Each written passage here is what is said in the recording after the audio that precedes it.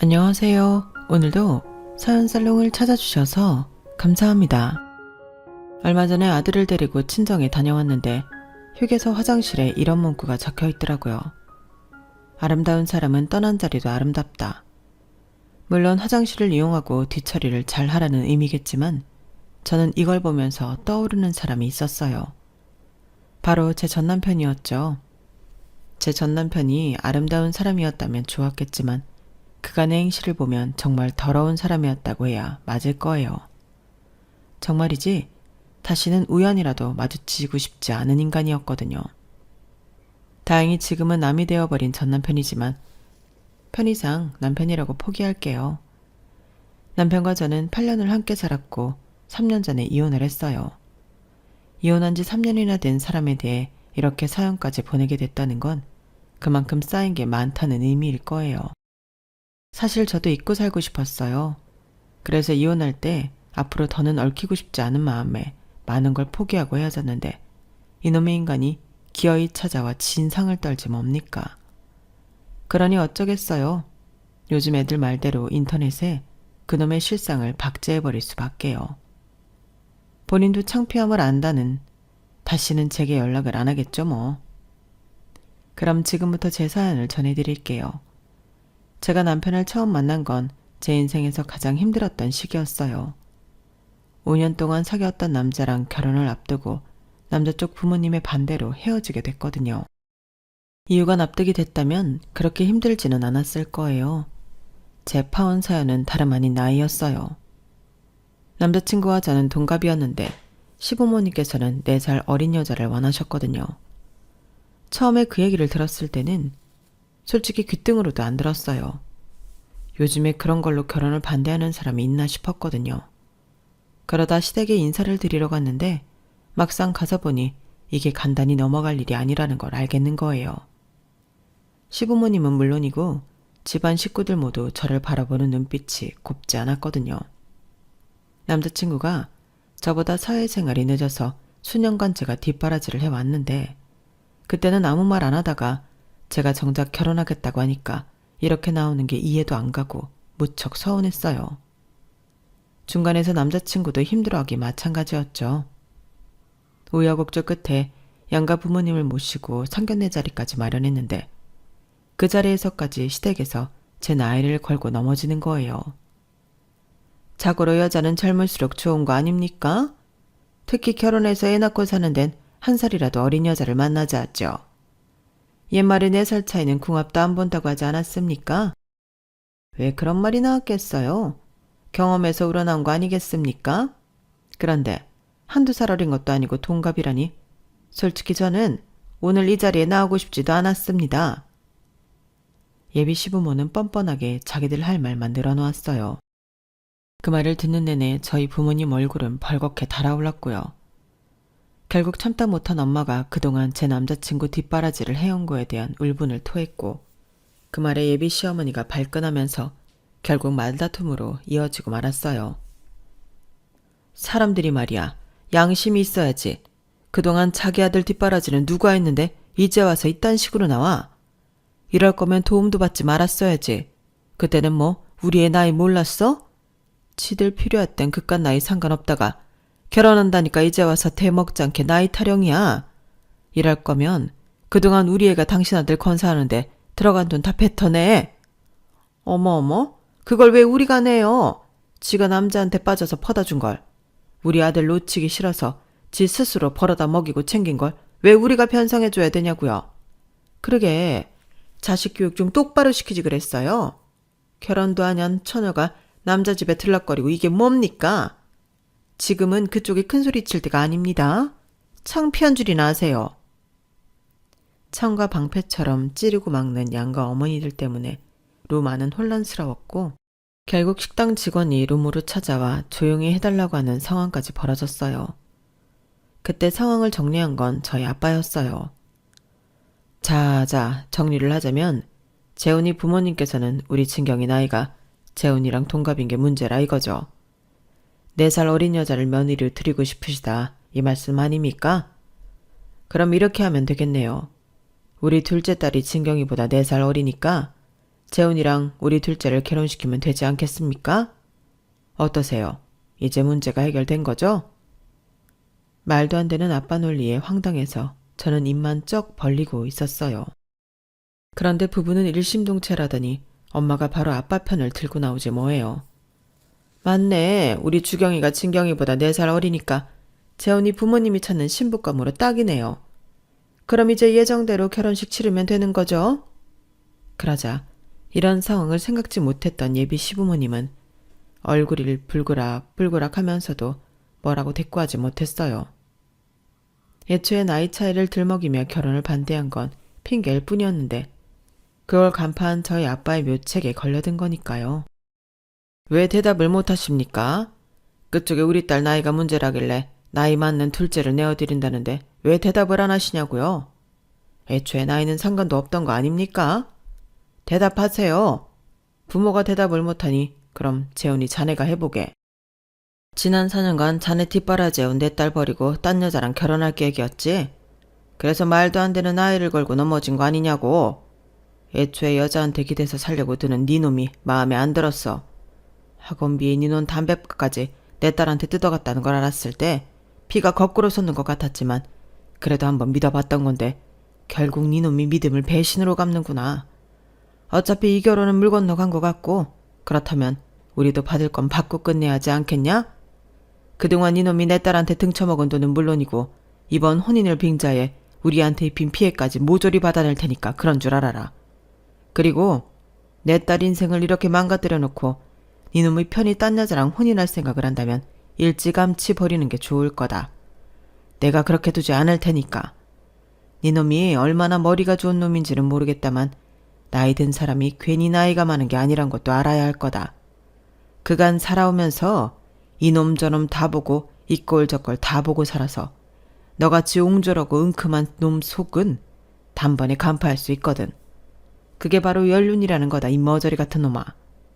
아빠는 그 말을 끝으로 저와 가족들을 데리고 상견례장을 나왔어요. 그리고 다음날 바로 변호사를 선임해 소송을 시작하셨어요. 소송을 진행하는 과정에서 알게 된 건데 정말 남자친구는 저 말고 다른 여자랑 혼담이 오가고 있었더라고요. 저를 떨궈내기 위해서 남친 부모님이 말도 안 되는 나이를 트집잡아 결혼을 반대했던 거였어요. 평범하게 헤어지려니 그동안 저한테 받은 물적 도움이 너무 커서 그걸 안 돌려주고 끝내려다 보니 이런 말도 안 되는 일을 벌인 거였죠. 그걸 알아챈 아빠 덕분에 저는 소송을 통해 그가 남자친구한테 썼던 돈도 돌려받고 파혼에 따른 피해 보상도 받을 수 있었어요. 하지만 이 파혼 소송 이후 저는 남자를 만나기 힘들었어요. 세상 어떤 남자도 믿을 수 없다는 생각을 갖게 되었거든요. 저보다 4살 어린 여동생이 먼저 결혼을 하고 사촌 동생들도 속속 결혼 소식을 전해왔지만 저는 여전히 결혼 생각은 물론 남자를 만날 생각조차 없었어요. 그런데 그런 제 마음을 열어준 사람이 생긴 거예요. 바로 제 남편이었죠. 당시 저는 집 근처에 자주 가던 술집이 있었는데 꼬치를 전문으로 파는 가게였어요. 가게 안에는 테이블이 있었지만 저는 주로 주방이 들여다보이는 바에 앉아서 사장님과 수다를 떨며 맥주 한두 병을 마시고 가곤 했어요. 그날도 퇴근길에 모든 꼬치를 먹으며 생맥주를 마시고 있었는데 제 옆자리에 남자 하나가 앉더라고요. 뭐 빈자리니까 앉을 수도 있는데 이 남자 표정이 세상 다 산 사람 같아서 신경이 쓰이더라고요. 아니나 다를까 자리에 앉자마자 한숨을 푹 쉬더니 소주부터 시키더라고요. 소주가 나오자마자 자네도 안 따르고 바로 벽나발을 부는데 그때 예전에 제 모습이 순간 스치더군요. 파혼을 당했던 그 시절의 저 말이에요. 그때 저도 그 자리에 앉아 소주로 벽나방을 불었거든요. 그래서 가만 보고 있을 수가 없어서 꼬치 하나를 대뜬 남자 입에 밀어 넣었어요. 놀란 남자는 입에 꼬치를 문 채 멀뚱히 저를 바라보았고요. 혼자 먹기에 양이 너무 많아서요. 그리고 아직 수요일입니다. 그렇게 깡소주를 나발로 불면 내일 출근 힘들어요. 그 말에 남자는 쓴웃음을 지으며 입에 든 꼬치를 우적우적 씹기 시작했어요. 어때요? 맛있죠? 저도 몇 년 전에 그 자리에 앉아서 깡소주 나발을 분 적이 있거든요. 그때 여기 사장님이 제 입에 닭똥집꼬치를 넣어주지 않았다면 지금 내 인생은 많이 달라져 있을 거예요. 당연히 안 좋은 방향으로 말이죠. 그때 깨달았어요. 괴로운 일이 있을 때는 일단 입에 맛있는 걸 넣자. 그러면 그 맛에 빠져서 조금은 살만해지더라고요. 그날은 제가 왜 평소 하지 않던 오지랖을 부렸는지도 모르겠어요. 인연이 되려니 그랬나 보다 생각할 뿐이에요.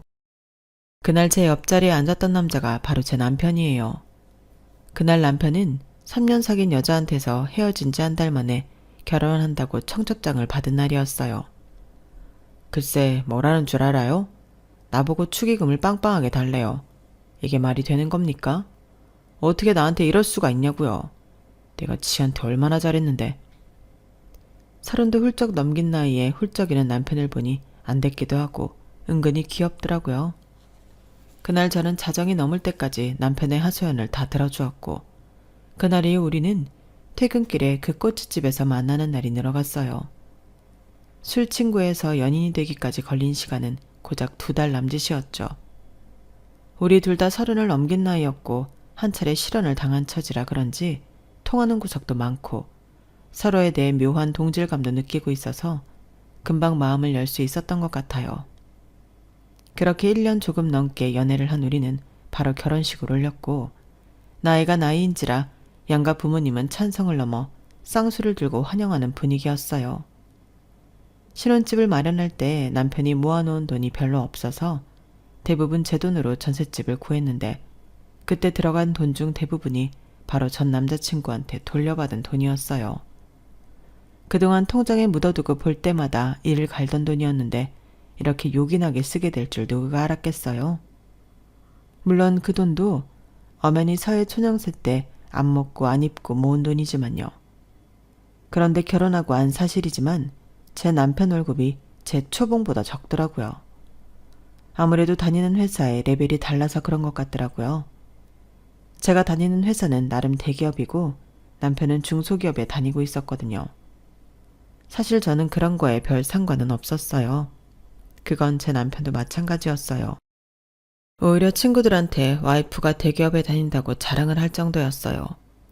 그런데 남편의 이런 모습이 처음엔 귀엽게 보이더니 시간이 지나면서 점점 더 철딱선이 없게 생각되는 거예요.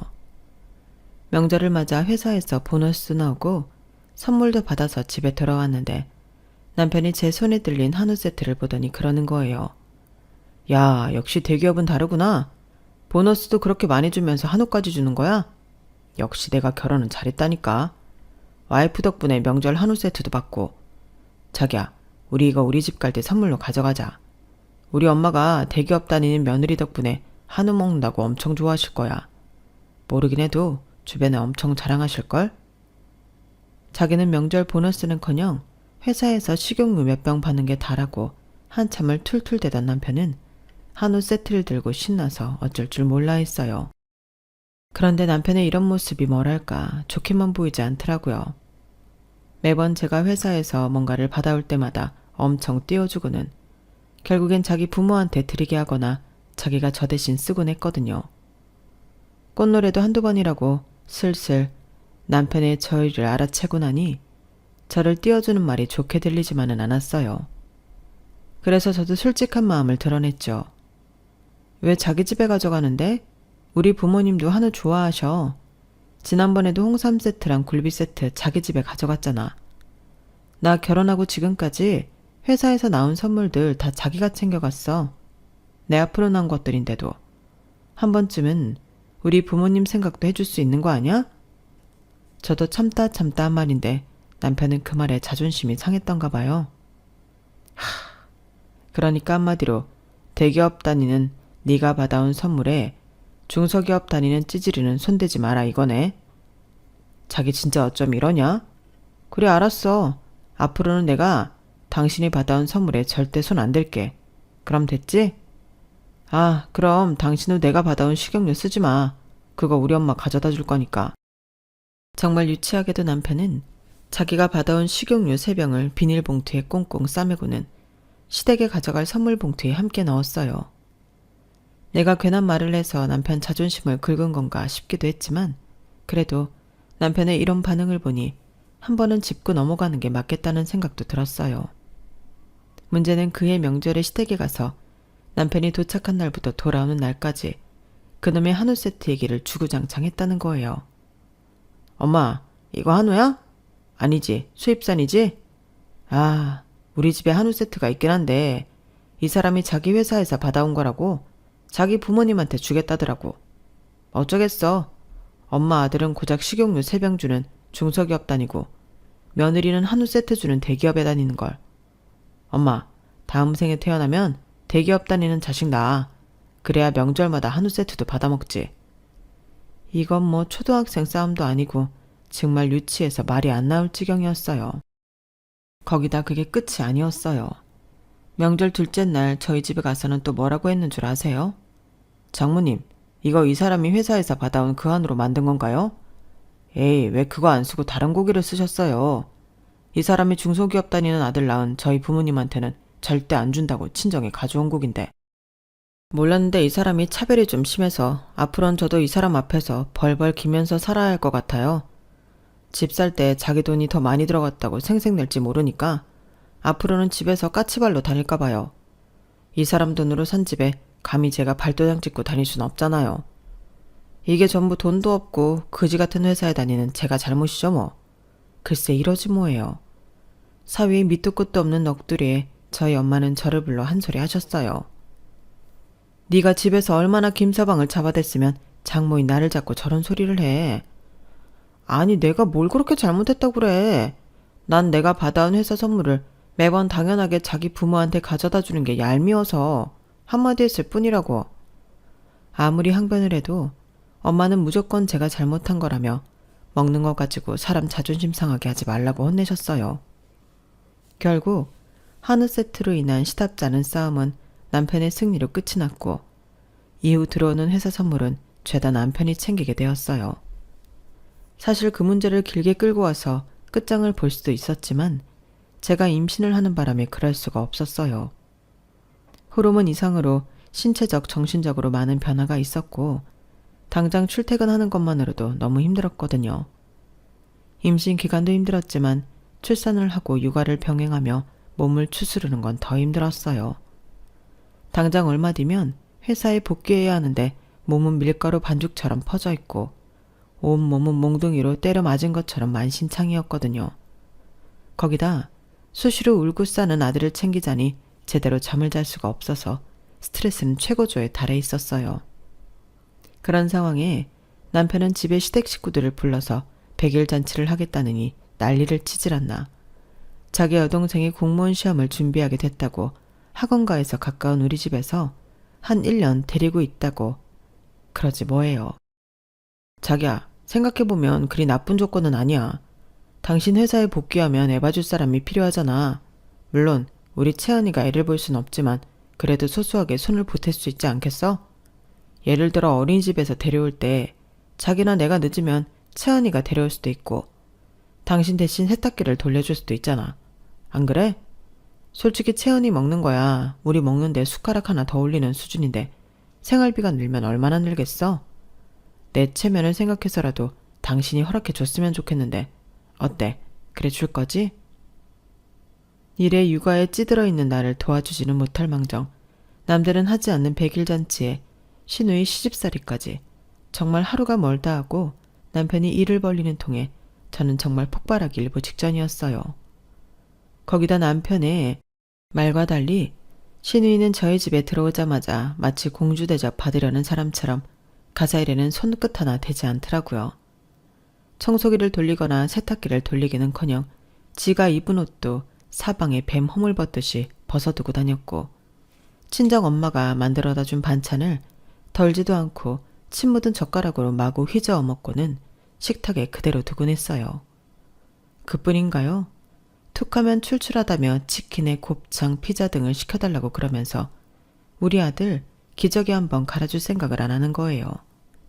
신우이가 집에 오고 오히려 늘어난 가사일 때문에 저는 더 힘들어졌고 신우이 먹성에 늘어난 식비를 비롯해 전기세, 물세 같은 공과금으로 인해 생활비도 엄청 늘어버렸어요. 남편이 말했던 장점은 하나 없고 단점만 늘어난 셈이었죠. 결국 참다 못한 저는 남편에게 신우이를 내보내라고 했어요. 남편은 어떻게 그러냐고 자기가 잘 얘기를 해보겠다고 했지만 솔직히 그런 기회조차 주기 싫더라고요. 말은 공무원 시험을 준비한다고 하지만 제가 봤을 때는 그런 식으로 공부해서는 천년만년이 지나도 절대 시험에 합격 못할 것 같더라고요. TV 볼 거 다 보고 놀 거 다 놀고 딸랑 학원에서 강의만 들어서 어떻게 공무원 시험에 합격을 하나요? IQ가 200 이상 되는 것도 아닌데 말이죠. 거기다 일과 육아, 가사노동에 치여 사는 올케를 눈앞에서 보면서도 자기 니트는 손세탁해달라, 늦은 시간에 라면 끓여달라, 치킨 시켜달라, 심부름을 시키는 거 보니 인간이 되먹기 그른 게 확실히 보여서 조금도 도움을 주기 싫어졌어요.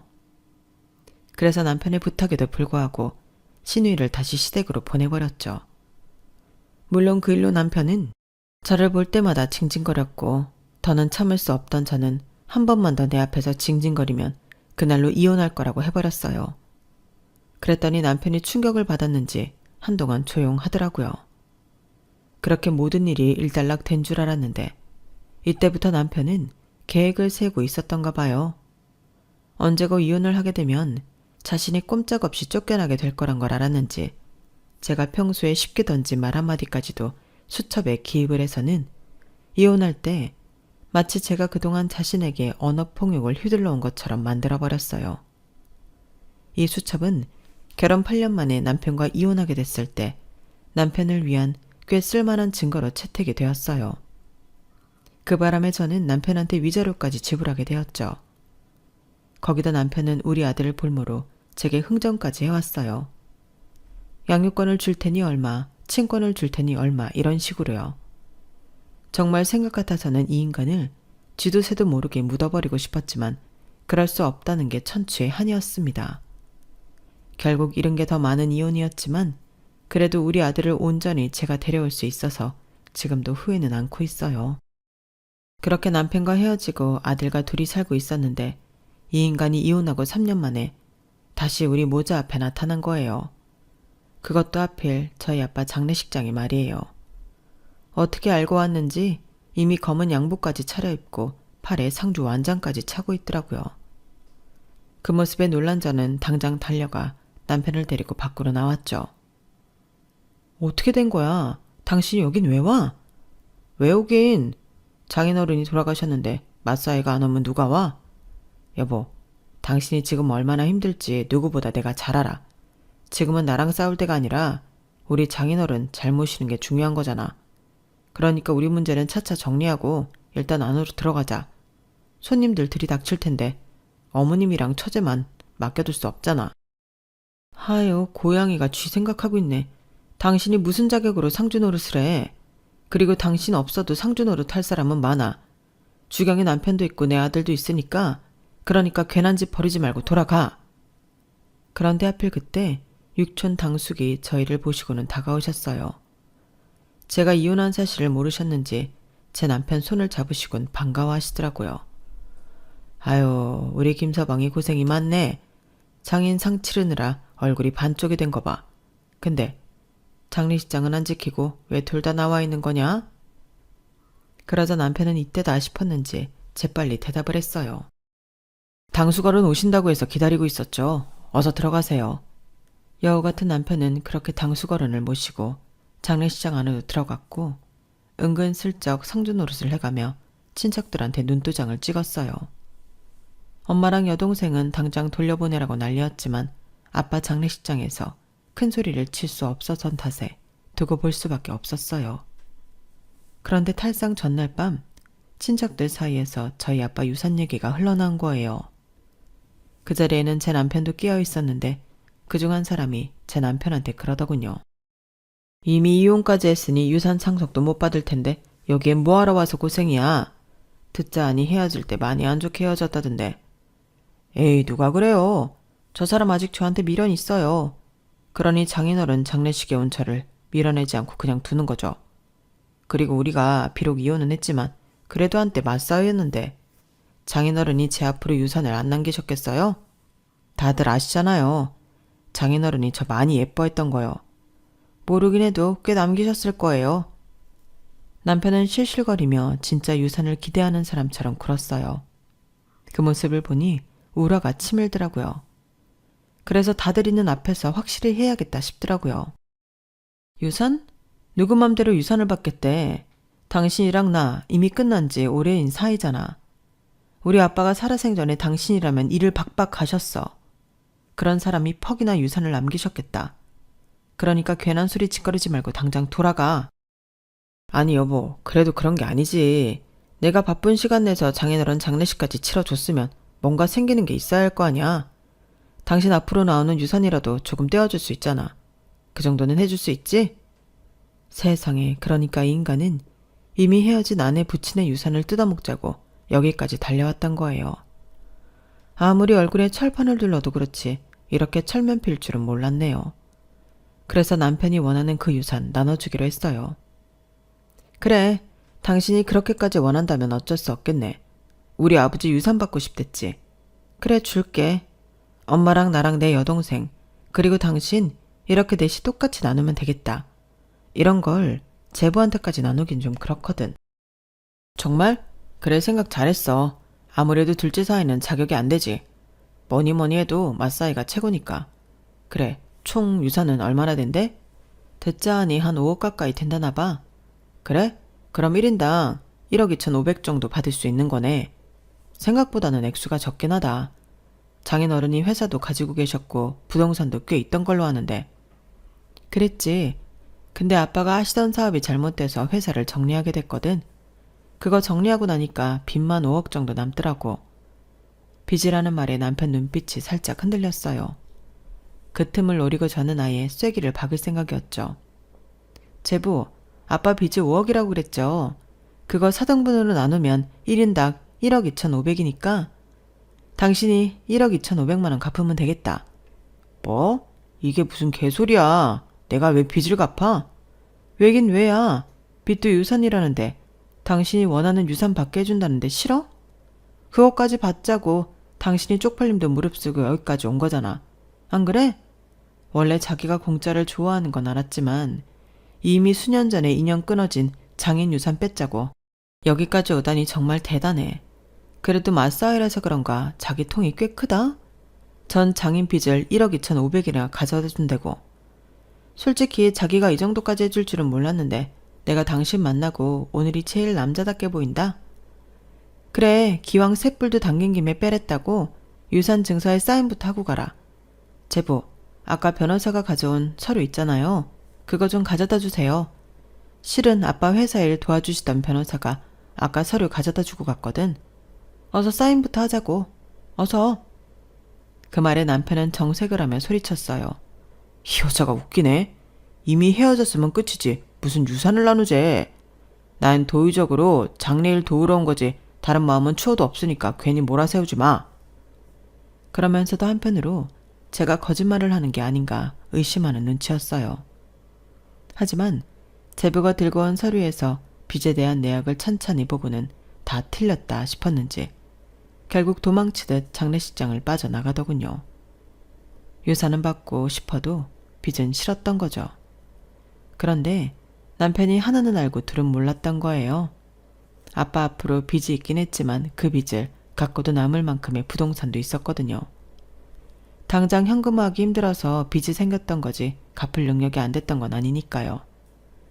장례식을 치르고 몇 달 뒤 부동산 중 일부를 정리해 아빠 빚부터 갚았어요.